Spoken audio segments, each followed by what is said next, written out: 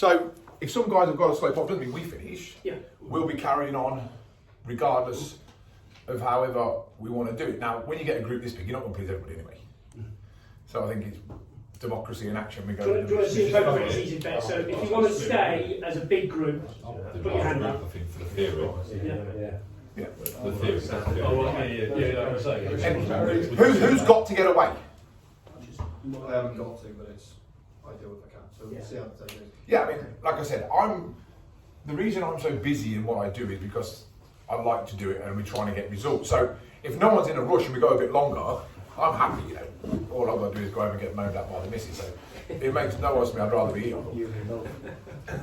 So let's get deep into now. When we get into the theory side of it, what I'd like to do is do in here, get out shooting, lunch, in here, get out shooting. So what's important is that there's no such thing as a stupid question. If it's going to clear something up in your head, it needs clearing up. Because unless you believe in it out here, in here, you're not going to do it out there. So anything you want to ask is quite important that we do actually ask it before we get out onto the course. So theory things up. Let's get it. What 3 methods are there? Yeah, we've Swing through. should. Pull away, swing through, maintain these. Now, every time before I go to rub this board off, anybody wants a picture of it for notes, just tell me and I won't write it until we're done.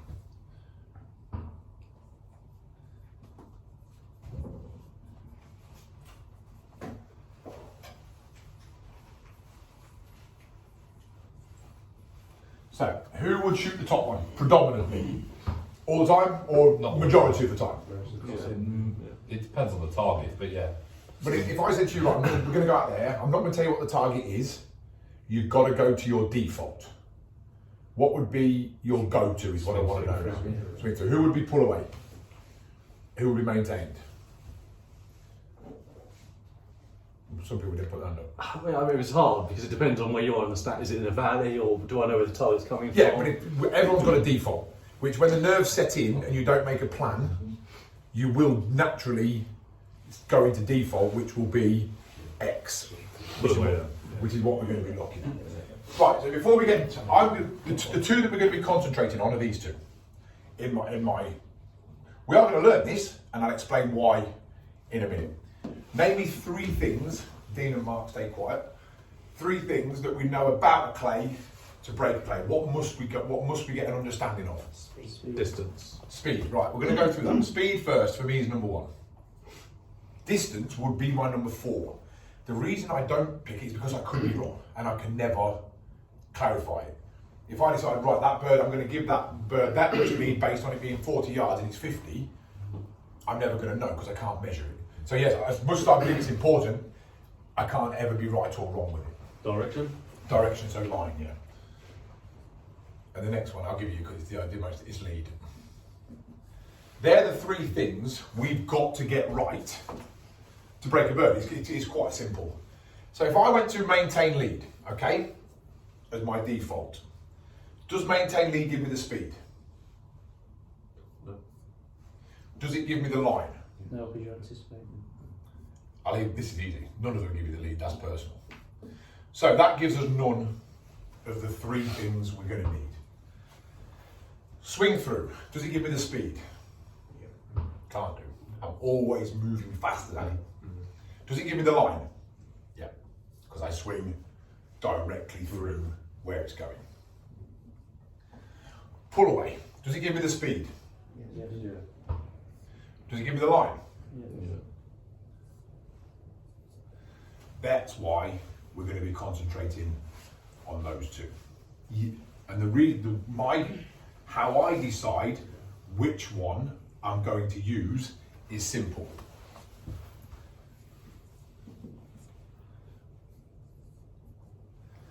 I use swing through when I want 18 inches of lead or less, and I use pull away when I need 18 inches of lead or more. Why do you think that is? Longer time to see the target? Yeah, that comes into play. But this number will change for each individual. The reason being, when I connect, and pull away is my go-to, remember, that's my favourite method. When I go to pull away and I pull away, the next time I can catch lead is 18 inches.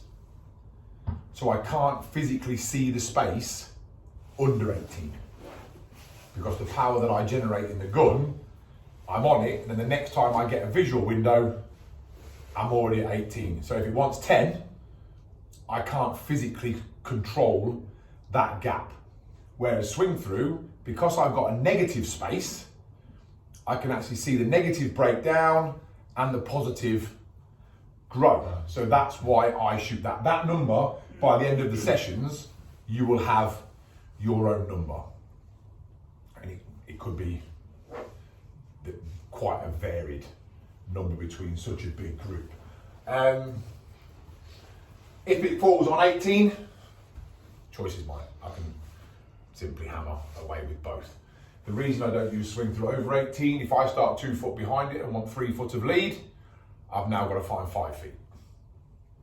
I could have been 1 foot from my goal, but instead, I'm only back to neutral and I've still got all that 3 foot to pull. Does that make sense?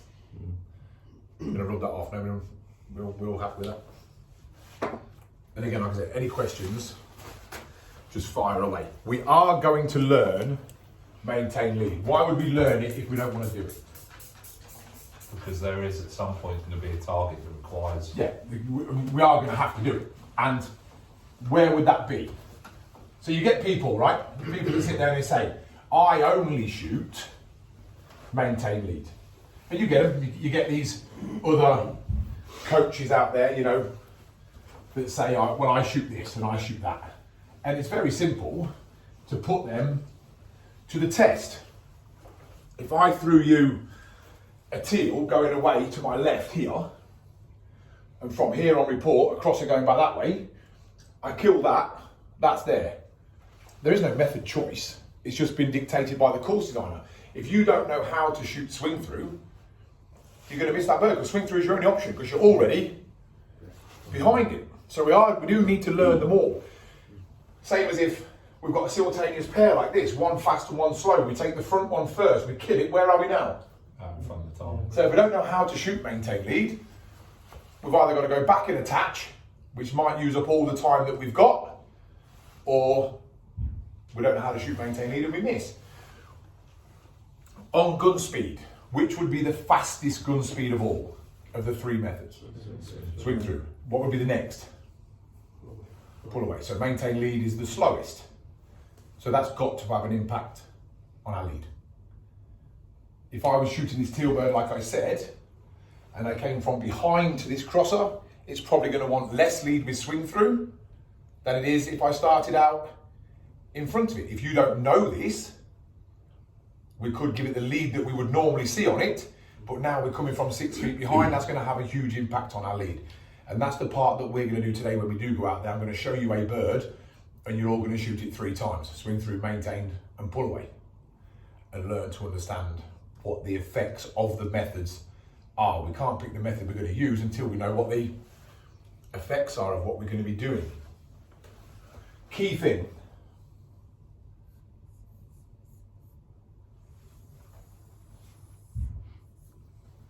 This really is basic, but it's key that we understand it.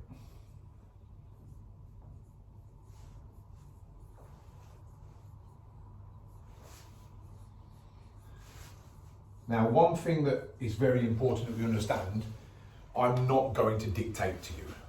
I'm not going to turn you into shooting how I shoot. I'm 6'5", trained my whole life. I shoot the way I shoot. I'm going to teach you all of the methods, and we're going to make you the best that you can be, not the best that I can be. You know, that's very important that you understand. Don't sit there and think, you know, there are going to be things that change, that we're going to make you the best you can be. So don't think we're just going to make you shoot pull away, make you shoot swing through. If there are targets that maintain lead suits you better on, that's what we'll be using. The goal is to make the army team the best team at these shoots. That doesn't mean you're going to have 17 of me. Nobody wants 17 of me, I'm pretty sure. Kill points. How do we pick the kill point? Dead basic. Let's go back to basics. Most vulnerable point. What would create that? Speed. Biggest And also your level of where you want to shoot the target on that line. Yeah, and that's predominantly the most answers I get the most. And all of those answers are comfort zone based. Where am I most comfortable shooting that bird? That will get you to a certain level which you cannot get past. There's going to be a lot of shots we take way outside our comfort zone. So we're going to stick to, and this is, when I say I don't dictate, this is going to be a dictate because we need to stick to this. The method will be your choice. The kill point must be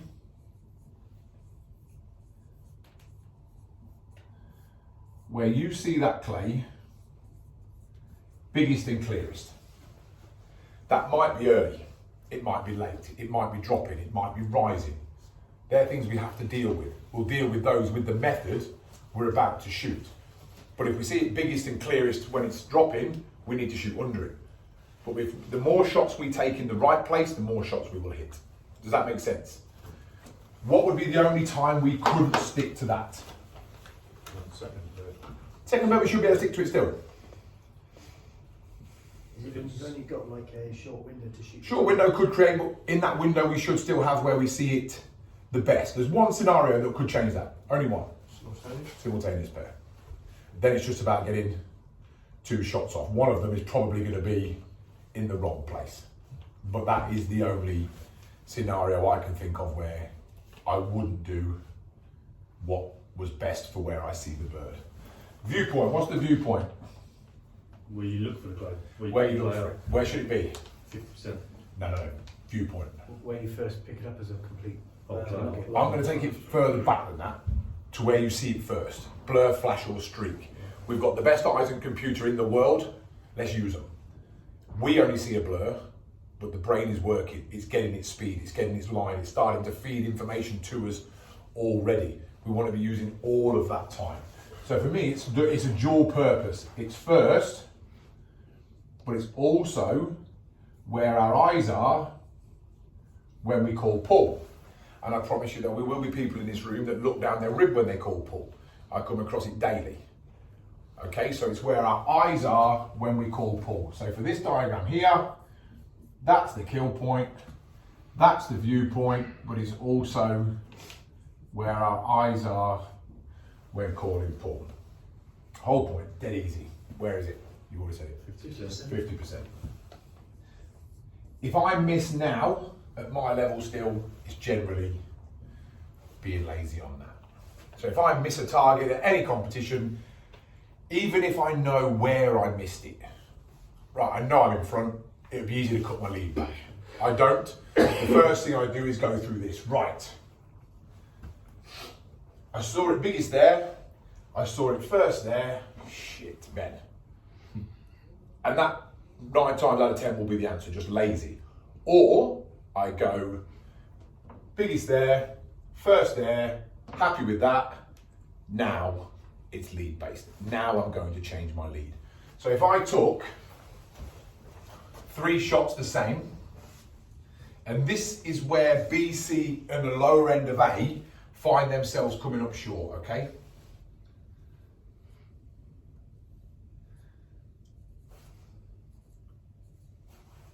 That's the kill point. I start just here, I give it 2 foot of lead and I break it, okay? I've executed the perfect shot. I now start here, I call pull, I give it 2 foot, where did I miss it? In front, because I got far too much gun speed. But what you do is go kill, loss. And on every shooting round, we always know there's 100 experts. And he'll say to you, mate, you're in front of that. So what do? You start just here, and you give it a foot. Because your mate said you're in front. And now, you're lost and behind. Because the fix wasn't that you were in front or behind, the fix was, excuse me pal, you moved your gun all back in. That was it fixed. What I'm going to try and get you guys is process based, not outcome. Outcome's easy. We're always going to miss somewhere. Why did we miss there? Why was I in front? Did I give it 3 foot or did I move that? That's the important part. And that's what we'll be doing today. My job is to make you better in the stand. Okay? So you might hear me say to you, that's the perfect shot. Doesn't mean you hit it. It means technically you were perfect. Your lead was wrong. I'm not going to tell you the lead. I could tell you the lead on every bird on this ground, and you'll be brilliant today. But that's not a lesson, because you'll know better tomorrow. Lead is your problem. I'll teach you how to set it up. If you go in and you've got a target here, and you go miss, miss, miss, miss, there's no more you could have done. You just tried 4 different places and it didn't work.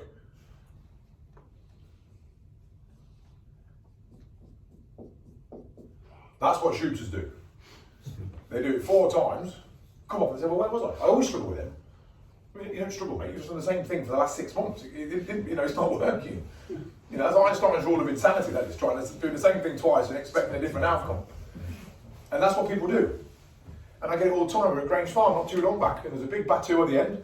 And I'm walking back to the clubhouse, and one of my students stops me and says, Ben, that big battue at the end there, how much did you want? I said, well, how much did you give it? He said, I gave it 4 foot. What, 4 times? Thanks, Ben. It baffles me how we're just so eager to do the same thing. And a lot of it comes from the mind not understanding success or failure. So if you try 4 feet on a target, your brain has told you that's right. Okay? There's been a communication, eyes, brain and finger said that one's 4 feet. It didn't work. What has it got to look like for every other shot after that? Wrong is what it's got to look. Because right didn't work. But the brain does not accept success or failure. It doesn't understand that the referee says 0 or kill. It says, that's still 4 foot, pal. I'm guaranteeing you it's 4 foot. Lost. So once you've took a shot that looked right, everyone you have to take after that must look wrong. Because right, we don't need to confirm it more than once, didn't work.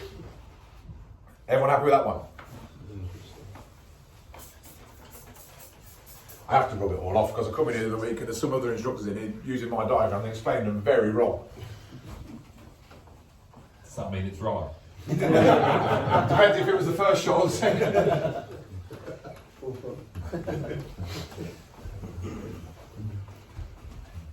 And like I say, I will refer to it as my level. It's not being big-headed, it's just to make you understand of where we are. So even at my level, I would say probably 6 to 8 shots out of 100 I shoot where it looks wrong to me, but practice has told me it's right. It's still, like to shoot the back edge of something moving will never look right, but I know it will hit it, so I will do it. And it's having that override switch. If you imagine that we've got manual and autopilot, B to lower class A, shooting autopilot. So when it's a good day, it's a great day. When it's a bad day, it's awful. I try to take more shots in manual where I'm in control. If I say, right, I'm overriding the brain here, I think that one's 2 feet and it's wrong, I can give it 3 and I only miss once. Autopilot is simply, again, just beating a dead horse. So how do you mentally do that? Because you'll mentally know that it's wrong, but you're just doing something that's wrong. And you're switching your brain to... Correct, and that's the hardest thing, and I've worked on this with Dean on his own, is shooting is a game of X's and O's. There's no style points. I've never had a ref say, well, yeah, you missed it, but mate, you look good. So we'll give you half a point. You either get it or you don't. And for me, what's very important with every shot that I take mentally in my head, every time I pull the trigger, one of 2 things must happen. I either do it again or I never do it again. For the simple reason it worked or it didn't. And that's the manual switch of saying, that didn't work. Bang, out of autopilot, into manual. This time I've got to put the gun somewhere else. And what you tend to find is we all really have that capability once. So we go 4 foot, 4 foot's wrong, 6 foot, beautiful. The next one will be 4. Because the brain is saying, okay, I've got this one again. And it's manual. And it's not like we go to a station, we put it into manual once. it's manual. Then you call pull, and you open the gun, and it's manual again, because you'll always go back into autopilot. That's one thing I've learned, that I can't say, right, today I'm going to shoot, I'm going to just be in manual mode. I have to do it near 100 or 50 times and make myself, like, I am going to shoot somewhere else. Because if not, I'm just going to keep hearing that annoying referee say 0, 0, 0. And that is the difficult part, I will admit, is that override switch. That's quite a strain in your brain. Yeah, and I believe, like, you go to the World Fit Ass Championships, I'll never forget, it was in Cyprus, and I shot 50 straight the first day, and I got back to the hotel, and we all know who our competitors are, and you always look down the list of who finished where. And two of the people that I would consider two of my biggest rivals, one was on the driving range and one was playing tennis. Like, I don't even need to worry about you.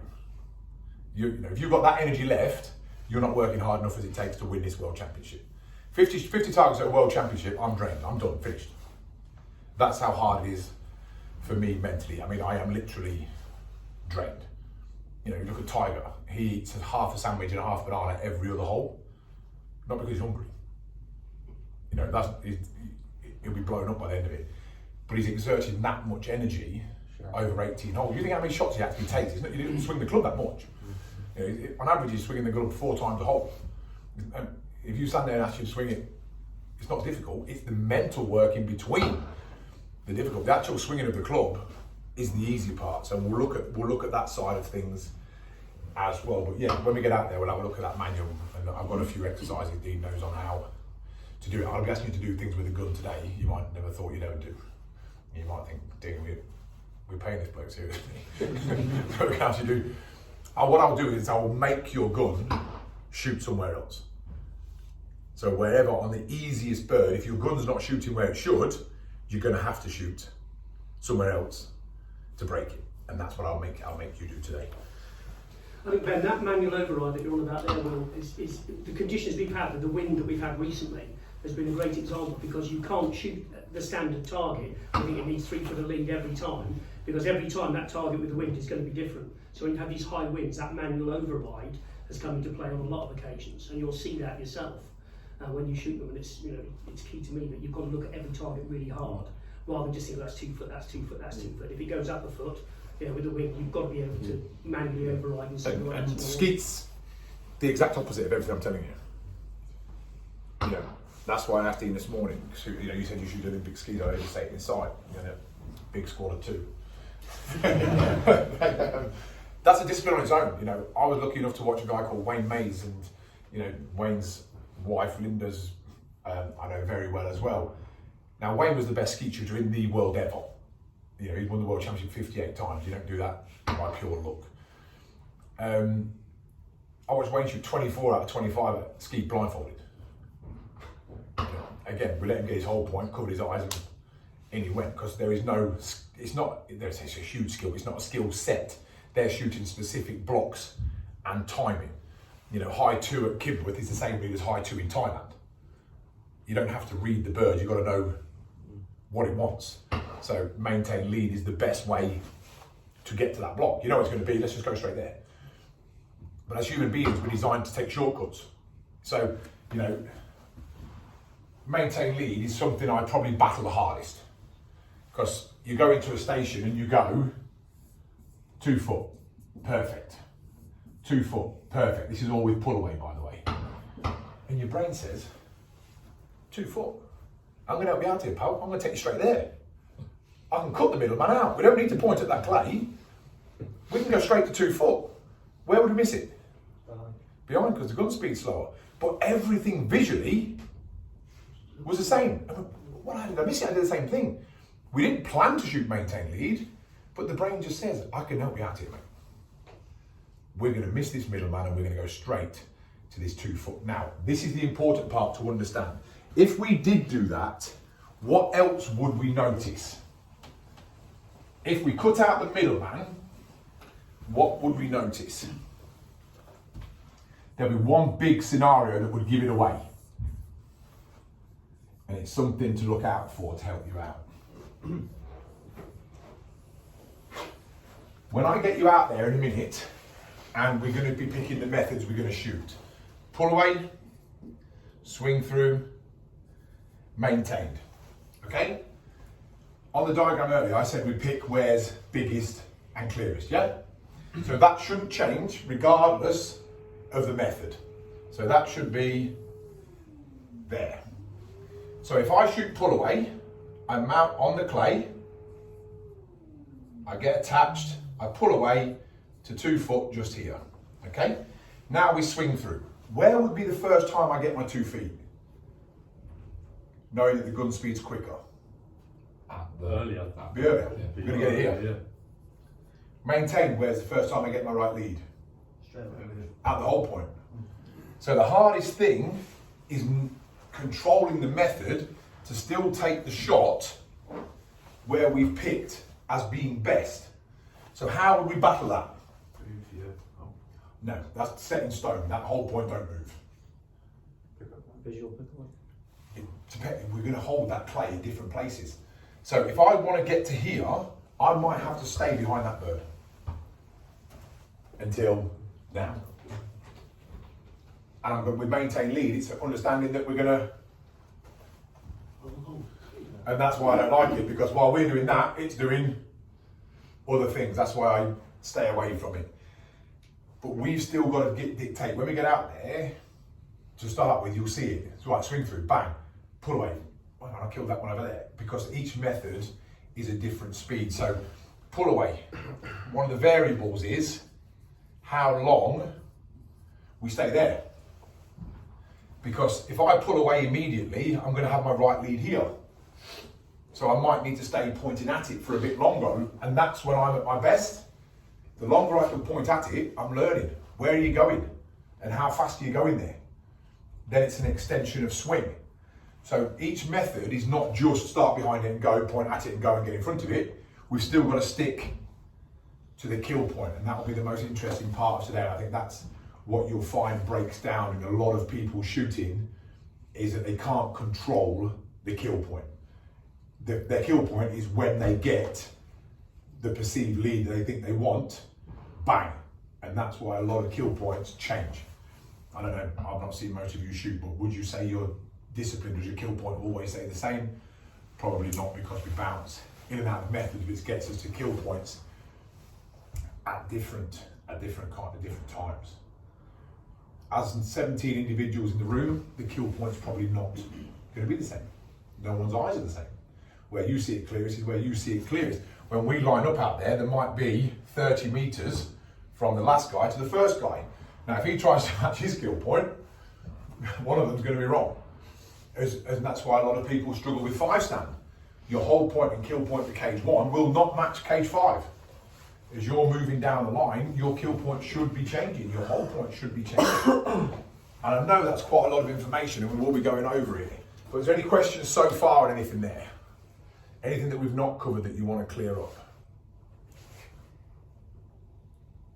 No?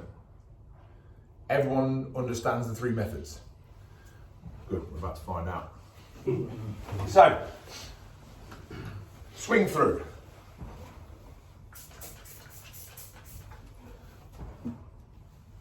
Like being back at school, isn't it? That's figuring.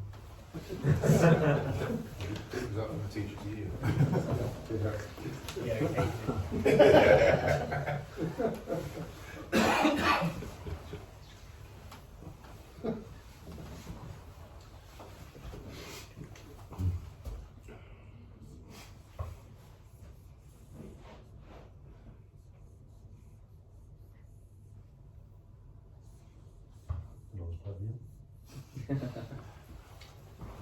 Swing through.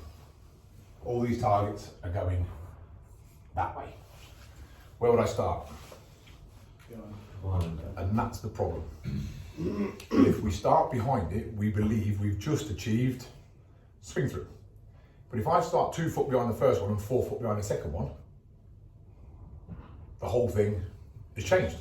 Our kill point can't be the same, or our gun speed can't be the same. Because if I'm 4 foot behind it, I've now got to swing quicker to get to X by then. Does that make sense? So with pull away, our total focus is on positive lead. Positive lead is in front of it. When I shoot swing through, I'm more concerned with my negative lead. Okay, I don't really have to worry too much positively because I'm not when it's more than 18 inches. I'm with the wrong method anyway. So I have a rule in my shooting. So with swing through here, 3 feet. That's max. That's not what I'm looking for. That's max. I try to keep it around 2 feet to 18 inches. But if something beats me, I can react to it. But that is 3 foot is my absolute maximum. I will start behind. So does that mean when the target's being loosed, your gun will always be 3 foot or less behind that target before you initiate swing? Correct. Right, okay. And I can hold that 3 foot for as long as I need to, as per the last diagram, because what I'm big on, I only want the right lead once. What I don't want to do is initiate the swing through, get to my 2 feet 20 yards early. Now I've got to hold that, well, that's maintained, no matter how you started. We've now just initiated maintained again. So I can do one, there's quite a good video on YouTube called the negative hold. So I will sit behind, sit behind, sit behind, time to go. I decide when I commit to that shot, and that's going to be around the kill zone because 18 inches takes no time to get. So I can actually I initiate my initial swing through move somewhere very, very close to the kill point. Okay? So 3 foot max on the negative, 18-inch max on the positive. Okay? Maintain. Where do I start? By how much? 18 inches. Max 3 3 foot, foot. whatever it wants. If it wants 10 foot, I start at 10. If it wants 2 foot, I start at 2. There's no movement. Yeah, I guess Because you're keeping, yeah, you keep the same speed. well, Whatever it 18 wants, inches, you've got to start at. Because there's a variation of pull away which we'll learn during the lessons, which is some people when they don't have enough power to generate, if it wants 10 foot, you can start at 5 and pull 5. That's still pull away, as long as the gap grows. So maintain lead, you start on the positive side by whatever you want to see. Now, where could that be? In the red one. Could be anywhere, couldn't it? The lead could be here. That means you've got to be X amount in front and X amount in the whole thing. Maintain lead's not won a major championship since John Bidwell. 1996, I think, was Goodwood. Nobody's won a major championship or continuously won. There's the odd person that comes out and wins one, but like World Championships, it's been so long because back then it was, when I shot Goodwood, half the traps were manual and half the traps were new Promatics, which didn't tip. So everything just flew flat and straight. So all you had to do was go there. I don't think we're long before we've got plays doing loop-loops. That's why maintain lead has fallen away. It's not that it's never had a place. When I grew up watching my idols, Barry Simpson, AJ Smith, John Bidwell, they all shot maintain lead because it was the best form of shooting then. Things have now certainly progressed. You get to a stand and the trap looks like it's fell over. But, that's where it's meant to be, and it's going to throw something that we don't need to guess the line on. So maintain lead, you start in front on your exact dimensions. That could be 2-dimensional. Okay? If you've got a target going up like this, your lead is there. You need to know this as well as this. Or you could start behind it and only worry about one of them. Whether I'm just thick or stupid, but I prefer to worry about one, not 2. Pull away. Where do we start? On it. But you've got to be very, very reasonable. We're going to be shooting something 120 millimeters big up to 60 yards. Give yourself some tolerance. Yeah. I give myself roughly the size of the top of a black bin. Because that gives me roughly 10 inches either side. And I need 18. If I'm not shooting 18, I'm using the wrong method anyway. But you can waste so much time trying to go straight to it, somewhere near it will do. The closer it is, I bring that tolerance in. If I'm shooting a slow bird at 20 yards, there's no excuses. I should be able to go straight to it. If I'm shooting something that looks like a pencil at 60 yards, somewhere near it's going to do me. Because I know I'm going to have to increase the gun to get away from it. Make sense? I know there's a lot of information. To work out, Ben, your 18 inches, Yeah. did you just, over time, over practice, pick your gun movement speed yourself to find out what's comfortable and then measure? Exactly. So the only way everyone's going to measure out their distance beyond the front is knowing their smoothness of gun. I'm probably not taking the shot. Yeah. You know, when we get out there later on, I'm saying to people, right, we're going to shoot pull away. I don't care who's got their gun closed and who's learning, because that's when you're learning. Point at it when he's shooting it and pull away and think, right, what was that gap? Because there'll be a gap that you see next. You know, you think your eyes are a muscle, we can bench press so much. Eyes are the same thing. They can only work at so many different speeds. You know, I can't control underneath 18 inches, so I just stop trying. You will all have that number, and it'll be like, it could be 6 inches. Fuck me, I can't, it's 3 feet. I can't see anything under there, so then we'll drop into swing through under 3 feet. We need to know what that number is. And the last thing I want to do is just quickly on lead, because everything that I wrote on this board will make you more consistent.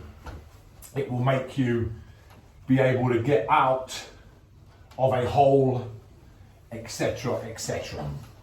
But what is the only thing we're judged on? What's the goal? Hit or a kill. And what's the most important part of that? Is the lead. So if I've got the perfect hole point, the perfect kill point, excellent footwork, a beautiful gun and the best cartridge they make, and give it the wrong lead, I miss. Fact, done. If I turn up in my flip-flops, a crap gun, don't know where I'm holding and give it the right lead, it breaks. So lead is numero uno. That's the one we've got to get right. All of this allows us to do it more than once. That's what's going to make us consistent, but we do need to understand lead. Now, the way I work out lead, do we all shoot skeet? Or have we all shot skeet? Yeah.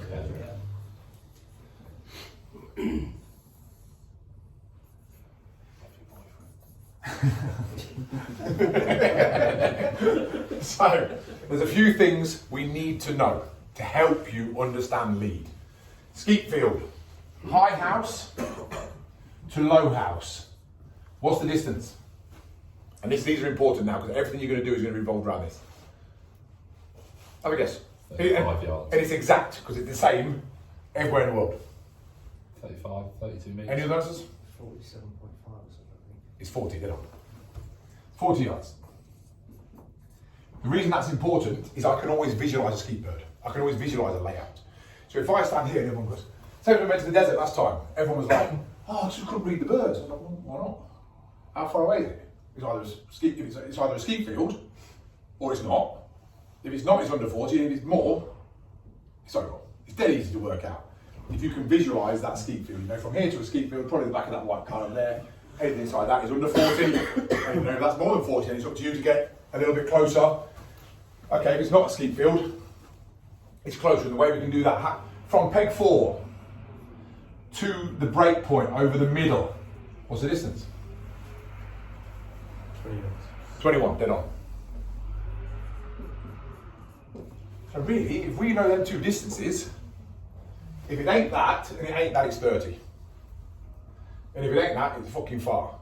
So it don't really matter. You know, it's there for us to miss it anyway. So it's quite a good way to understand distances. On a sliding scale, 0 to 5. 5 being the fastest they can throw a clay, which would be a batu, and 0 would be a teal that had stopped. Okay? This is where you see if I went to school, see if I can count to 5, eh?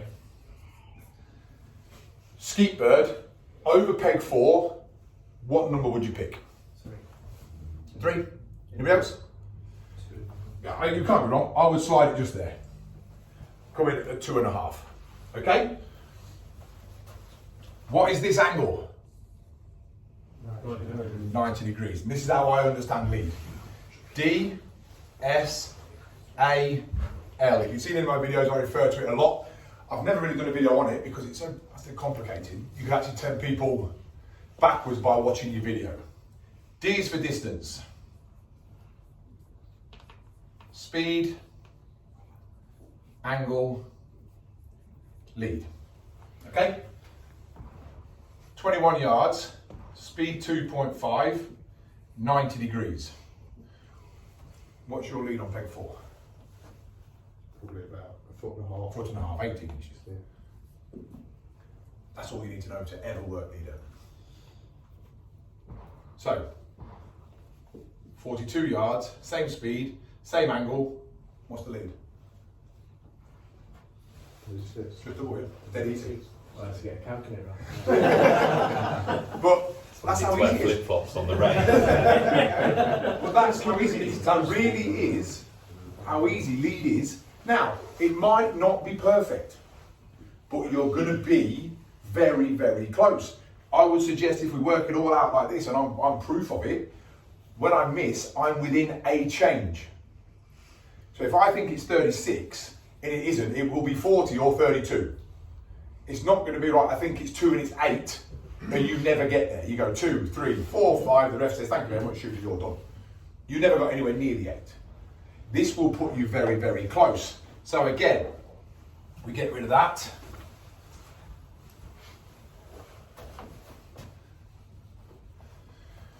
We leave it at 21. We leave it at 2.5. 45 degree angle. What's the lead? 9 inches. That, honestly, and it is that easy. That's not just me writing on the board. It is that easy. How much do you give peg 2? Nothing. Next to nothing. But you shoot a different method. That's the difference. This is with pull away, but we can start everything working out. If you stood just here, in between 2 and 3, I guarantee you it's 9 inches. So here is probably 2 to 4, somewhere around there. So when we get out there looking at later on, DSAL, you're going to be very, very close. As long as you check your distance right, which we've got this distance, we've got this distance. Is it a skeet bird? I guarantee you know how far a skeet bird is. Whether you know if it's 21 yards, you'll know where it is. So if it's that, all you've got to do is work out the speed. Is it quicker than skeet bird? Is it slower? What's the angle like? Now, all of this is very important that you only judge all of this at the kill point. You know, if we've got a very fast bird, we think, God damn, that's a 5, but we're killing it over here, it's a 2 or a 1. Don't judge it over here, judge it at its kill point. Now, the only time this breaks down is if the angle becomes less than 20 degrees, there's no lead. Regardless of speed, there's no lead. You've got clay doing maximum 60 mile an hour and pellets doing 900. I know where my money is. So that we don't need to shoot 20 degrees, throw this to the bed and just shoot straight at it, because the pellets will do the rest. Any questions? If you all understand that, it's fair play to you. We're in the army, you know. It's not that hard. Just go through swing through. That's what I said when I said at the beginning about staying in one group, because as one group we can keep going over it till we understand it. It's easy on a whiteboard. You can visualise it. Yeah, I'll start behind it. I say, cool way to learn that. Then we get out there. It's like, fuck me, it beat me. You know, it is quite difficult. So I'm not going to bore your brains anymore. We'll do some more on this later on. What I want to do now is go and put all this into practice. So what we're going to do is go onto the fit house layout over here.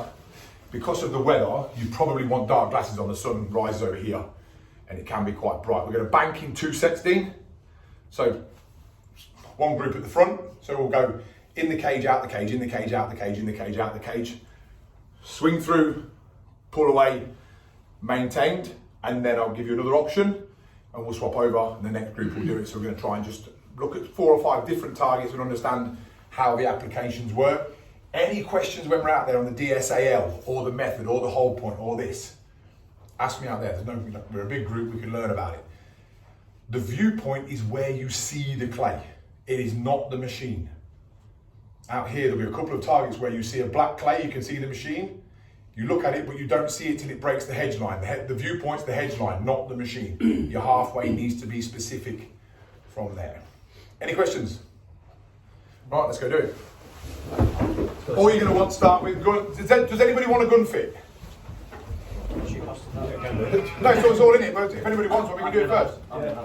Yeah, well, Dean knows where we're going to go. Just round the opposite the ski lab, we'll go in there. If anybody wants one, we'll just do that quickly. Yeah. Passengers are in my car. Got to sort the money out of one of it.